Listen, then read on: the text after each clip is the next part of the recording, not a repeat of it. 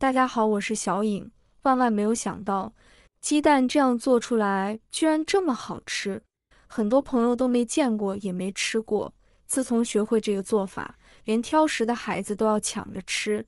最主要是做法还非常的简单，我们一起来看看是怎样制作的吧。首先，我们准备5个正经的鸡蛋，家里有条件的可以准备笨鸡蛋，笨鸡蛋更加的有营养，聪明的鸡蛋不好吃。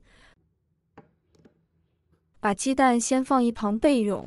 接下来准备几根小葱，先把葱白、葱叶切开，然后把葱叶改刀切成葱花，葱花可以多切一点，味道特别的香。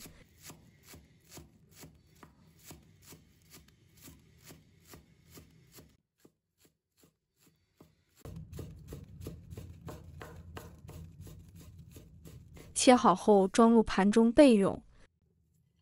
葱白切成葱花，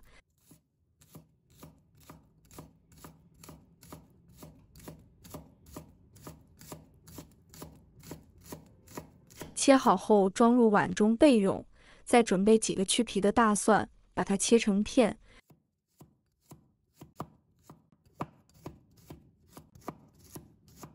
然后再给它切成蒜末。切好后装入碗中。再来准备一个去皮的胡萝卜，改刀切成薄片。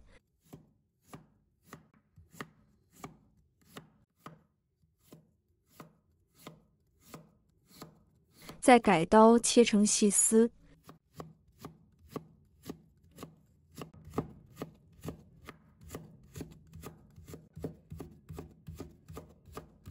最后切成胡萝卜丁。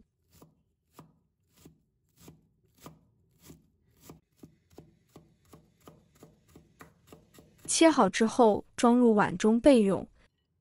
再来准备5毛钱的瘦肉，先改刀切成薄片，尽量切的薄厚均匀一点。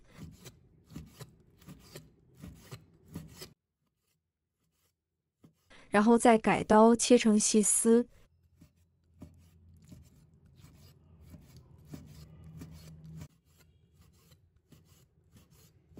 最后切成肉丁。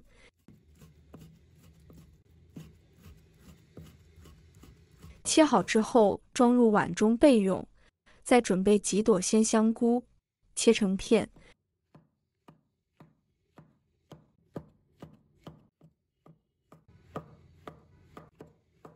再切成香菇丁，搭配香菇，味道会更加的鲜香。不喜欢吃的可以不用放。切好后放一旁备用。再准备几根香菜，把它切碎。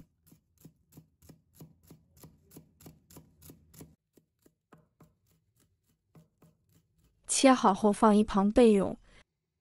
再准备一个西红柿，把它切成小块。朋友们、家人们，视频看到这里了，麻烦您动动您发财的小手，帮忙点一个免费的小红心吧。对您来说只是举手之劳，对小颖来说可以高兴睡不着觉。现在这个视频就辛苦你帮小颖点赞转发一下吧，非常感谢大家支持和鼓励。切好后放一旁备用。接下来准备一个漂亮的盘子，往里面加入1勺生抽，1小勺芝麻香油，加入半碗温水，再把切好的葱花也加进来，然后用勺子充分的搅拌均匀，把所有的调料搅拌至融合。搅匀之后，把准备好的鸡蛋一个一个的给它打入碗中，最好选用土鸡蛋，土鸡蛋的口感更好，也更加的有营养。打好之后放到蒸锅里面，盖上盖子。水烧开之后，中火蒸6分钟。我们再来调个料汁，碗中加入1勺生抽，1小勺食用盐，888粒白糖，1勺蚝油，半勺老抽提色，加入1勺淀粉，再倒入半碗清水，充分的搅拌均匀。先放一旁备用，然后起锅加入少许食用油，油热之后，放入葱蒜末，开小火翻炒出香味。炒香之后，再把切好的肉末加进来翻炒，把肉末快速炒散，炒出香味，炒至肉末变色，炒至有一点微微发黄，像这样就可以了。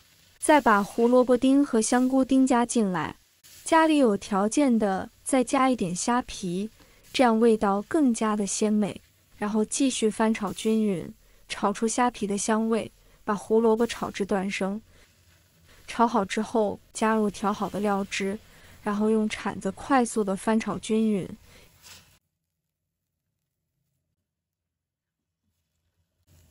一直把汤汁熬至粘稠就可以了，像这样就可以了。然后关火放一旁备用。现在我们的鸡蛋也已经蒸好了哇，好香啊！然后把它取出来，再用小刀在鸡蛋上面打上十字划刀，这样能让鸡蛋更好的入味。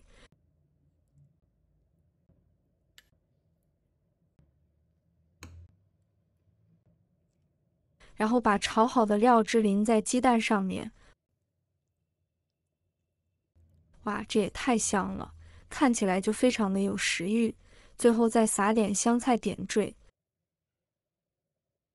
美味极成，一道既营养又美味还好吃的蒸鸡蛋就做好了。这样做好的蒸鸡蛋鲜香入味，有蛋有肉，还有蔬菜，营养也是非常的全面。上桌之后全家人都爱吃，最主要是做法还非常的简单。如果大家也喜欢，就收藏起来试一下吧。喜欢我的视频，记得点赞、关注、留言哦。点我头像，还可以看到更多简单的家常美食。我们下个视频再见吧。今天和大家分享一个在家轻松制作的水种香菜的方法。自从我学会了这一招，就再也没有买过香菜了。吃不完的香菜呢，在1/3处切开，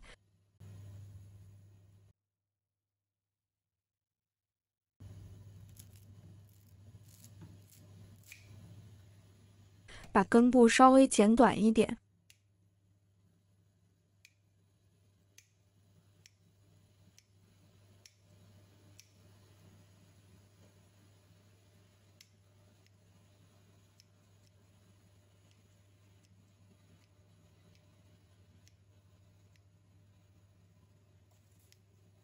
再找一个不一样的矿泉水瓶，把它剪开，